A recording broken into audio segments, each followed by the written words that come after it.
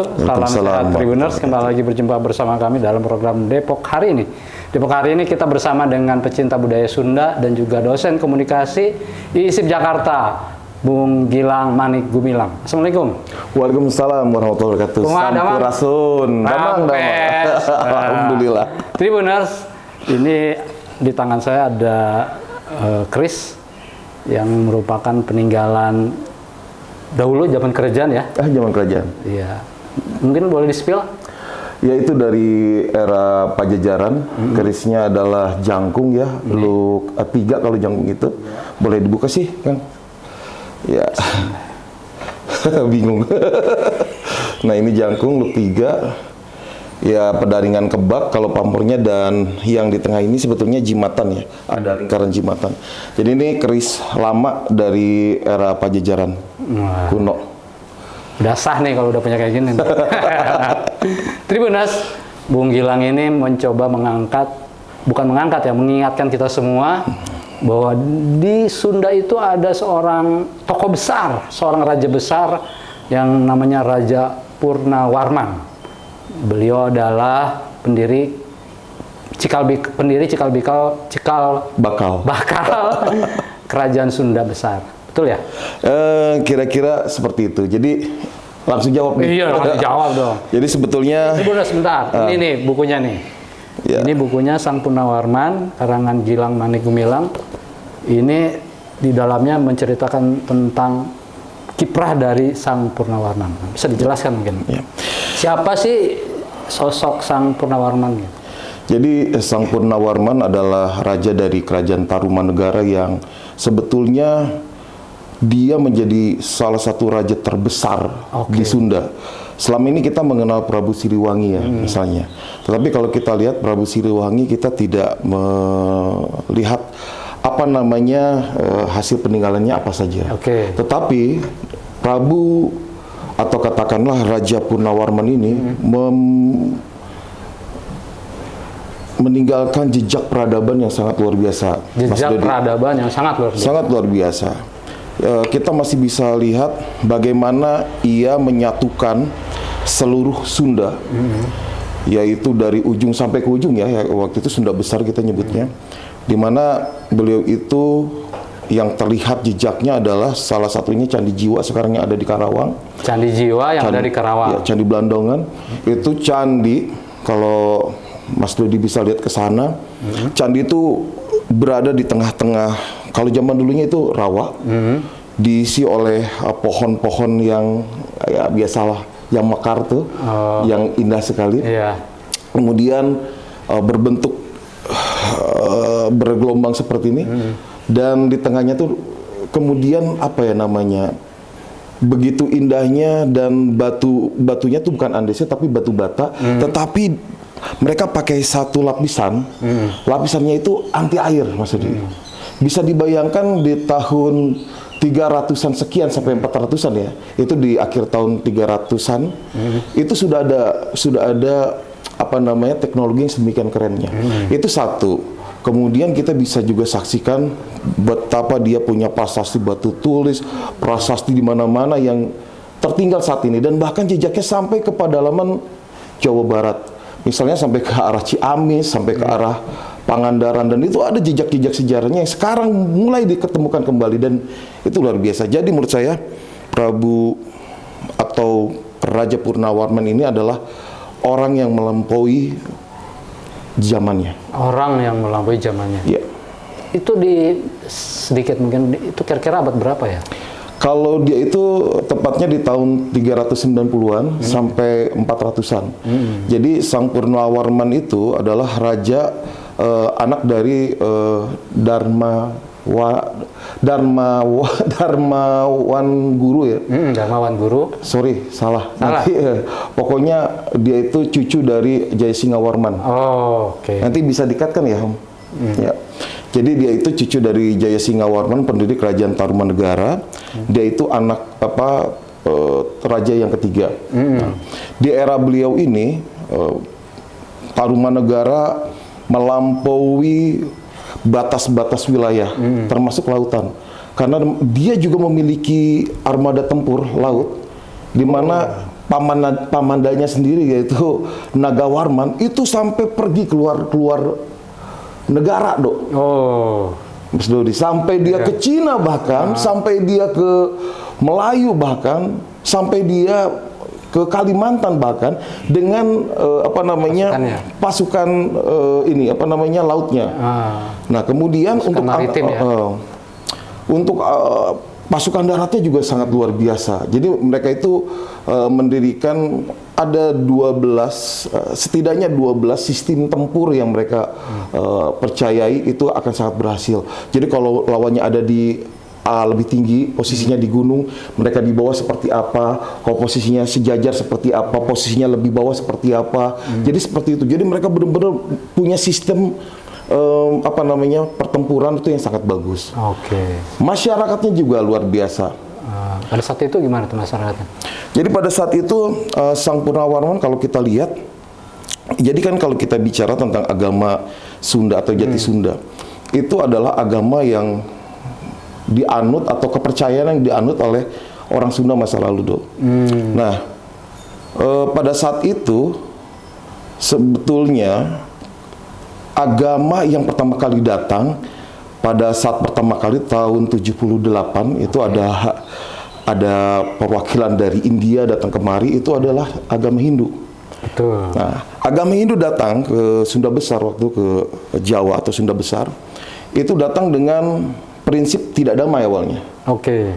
Karena mereka melihat bahwa di Jawa pada saat itu khususnya orang-orang itu barbar gitu. Mereka itu kadang-kadang melakukan upacara-upacara yang mempersembahkan manusia atau ada ritual seks bebas dan segala macamnya.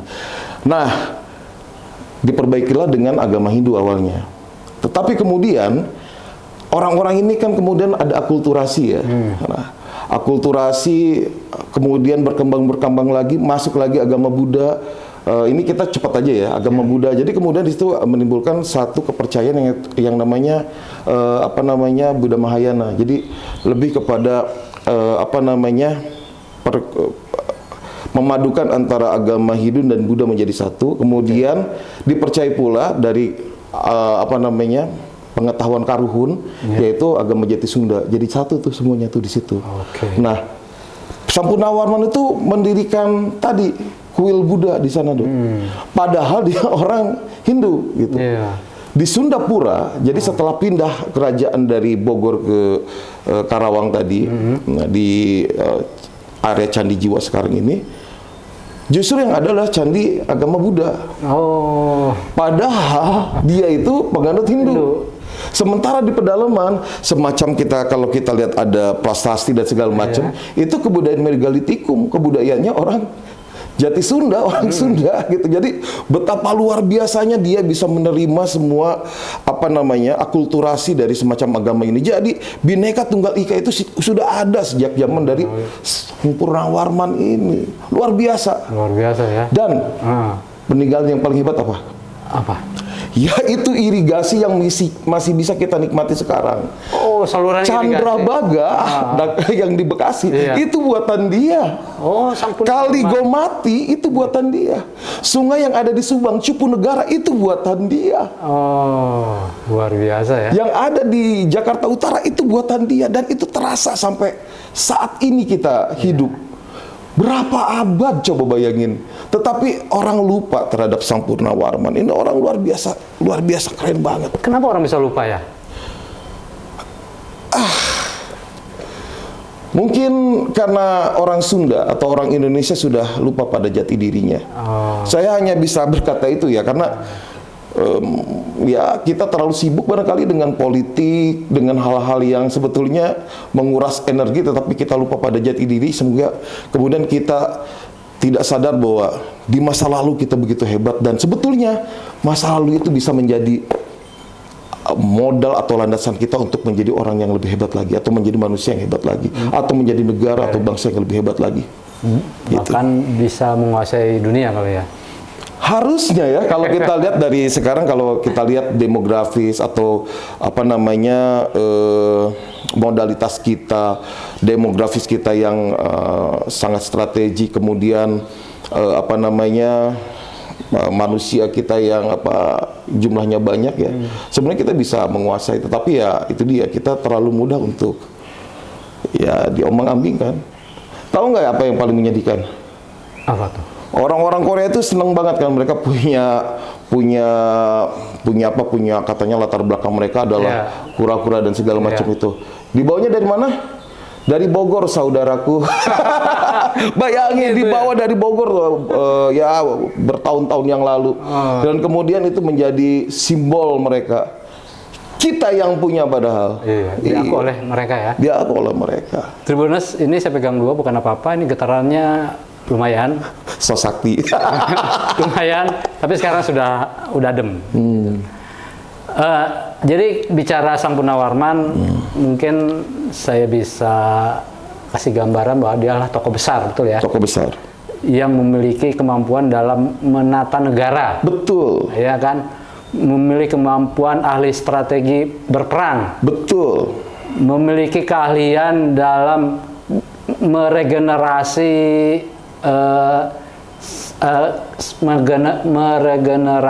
SDM yang mumpuni.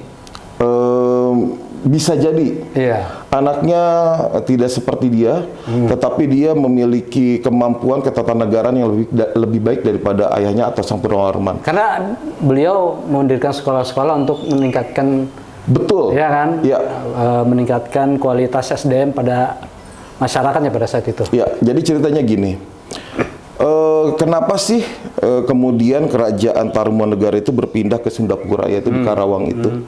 Padahal kan sebelumnya kita tahu bahwa pusatnya itu ada di area Bogor ya. Sebetulnya areanya tuh kalau kita tahu ya area-area Bogor sekarang ini lah, tapi lebih ke pedalaman. Nah di sana itu jadi begini, Sang Punarwarman berpikir bahwa kalau dia di pedalaman, itu akan susah untuk menguasai perdagangan. Terlalu jauh dari area lautan di mana dia bisa berinteraksi dengan dunia luar. Jangan lupa zaman dulu yang berdagang itu adalah salah satunya adalah dibawa oleh para rahib-rahib tuh. Dan berdagang melalui kapal-kapal gede gitu. Nah, artinya kalau ke dalam kan butuh waktu dan butuh jarak.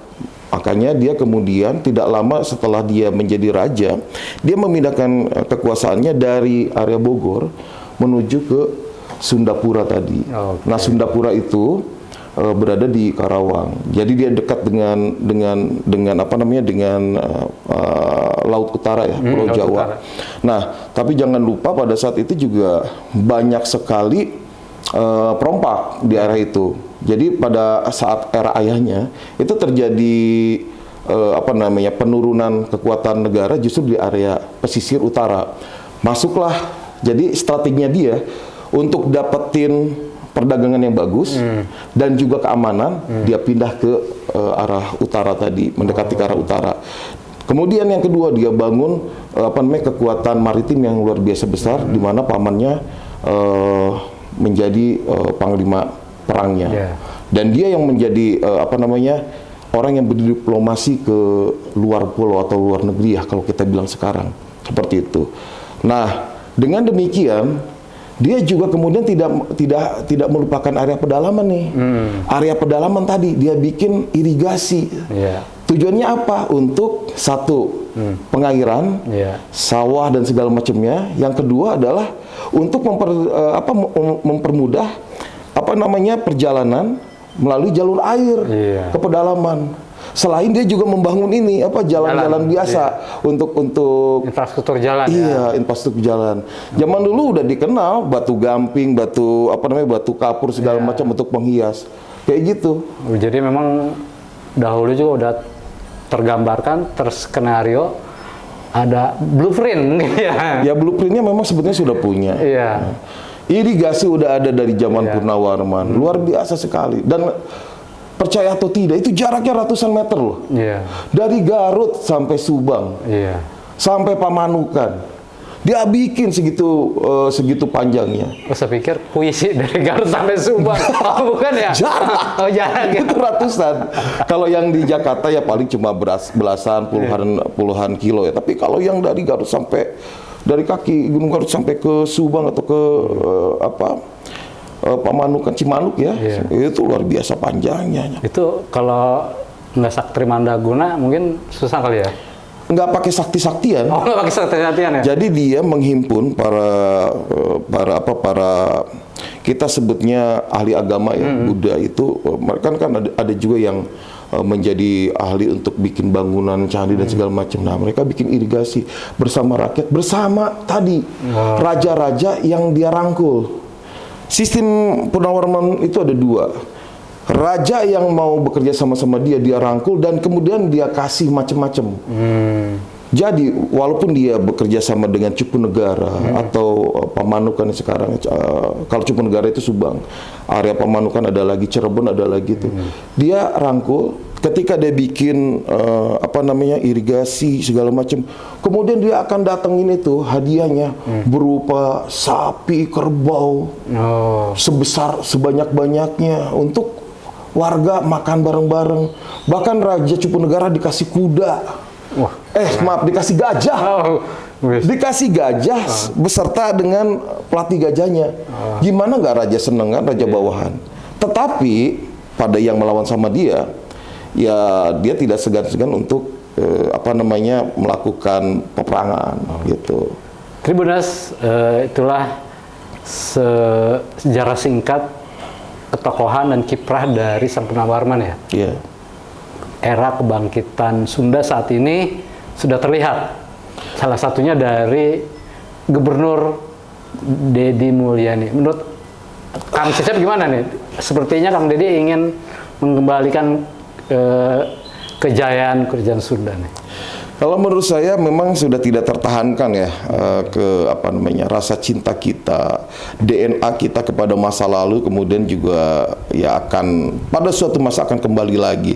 Orang akan jenuh dengan kehidupan yang terlalu kekinian barangkali ya, teknologi. Oke, kita nggak menafikan teknologi, hidup harus teknologi, termasuk orang Sunda juga harus lakukan itu.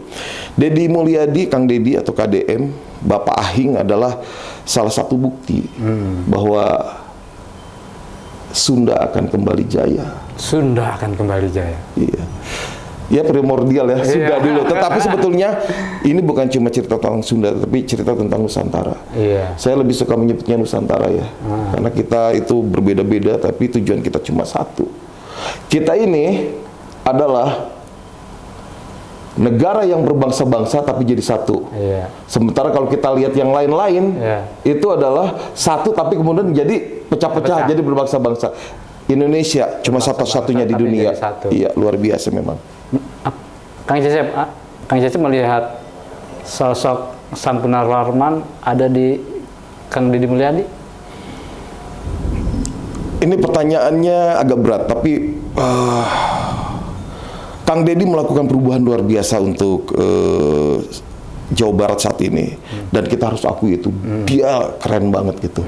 Tetapi untuk sampai ke pemikiran yang jauh melampaui zamannya dan hingga bertahan sampai saat ini sepertinya agak sulit ya. Bahkan kalau kita bandingkan ketokohannya dengan Prabu Siliwangi pun belum tentu ya gitu. Karena Prabu Siliwangi kan sebetulnya bukan cuma satu. Jadi ada beberapa raja sebetulnya yang menyatukan kerajaan terbesar di Sunda, kemaharajaan Sunda. Jadi antara Galuh dan kerajaan Sunda gitu. Jadi ada banyak nih. Jadi ketika Galuh dan Sunda menjadi satu di satu raja, namanya Prabu Siliwangi, Siliwangi. Jadi berganti wanginya gitu. Salah satunya siapa? Siapa yo? Jayadewata. Itu yang kemudian menjadi raja Pajajaran. Itu. Jayadewata, raja Pajajaran. Kemudian ada Prabu Niskala Wastu Kencana. Nah, itu yang dijuluki Prabu Siliwangi. Juga sama, ke atasnya ada Prabu Linggadewata dan segala macam. Jadi ada banyak Prabu Siliwangi itu gitu. Luar biasa memang keren. Kalau kita bicara tentang Sunda nggak akan ada habis, cuma 10 menit nih, nggak kurang. Tribuners, ini Kang Cecep sudah melalui riset, penelitian ya. Ya. Ada banyak literasi yang beliau baca. Ya bukan cuma literasi sih, udah nggak hitung ya. Tetapi memang saya karena keluarga juga mencintai sejarah. Jadinya saya juga banyak belajar, bukan cuma dari sekarang tapi dari kecil, tapi makin dalam belakangan ini karena banyak buka buku. Ada buku yang halamannya sampai 700 halaman dan itu habis saya baca itu tentang Sunda. Dan kemudian terus terang juga semacam kitab-kitab lama itu juga ya pernah lah diulik-ulik, dibaca-baca, walaupun nggak ngerti ya, tapi kan ada terjemahannya, karya profesor-profesor, dan alhamdulillah sudah pernah ketemu sama 3 profesor untuk bahas-bahas kayak gini-ginian deh. Udah lumayan lah. Jadi Tribuners, bagi Tribuners yang ingin tahu kiprah lebih detail dari Sang Punarwarman ada di buku ini. Betul Kang Gilang? Ya kira-kira. Dicarinya di mana nih? Dicarinya bisa lewat Tribun juga bisa, lewat gitu. Saya langsung bisa. Gitu. Oke. Ya. Demikian Tribuners, bincang-bincang kita bersama Kang Gilang Manik Gumilang, penulis buku Sang Punarwarman. Beliau juga adalah pemerhati budaya Sunda dan dosen komunikasi ISIP Jakarta. Demikian Tribuners, jangan kemana-mana, tetap di program Depok Hari Ini. Assalamualaikum warahmatullahi wabarakatuh. Waalaikumsalam warahmatullahi wabarakatuh. Sampurasun hatur nuhun sami-sami. Rampes. Rampes. Download Tribun X sekarang. Menghadirkan lokal menjadi Indonesia.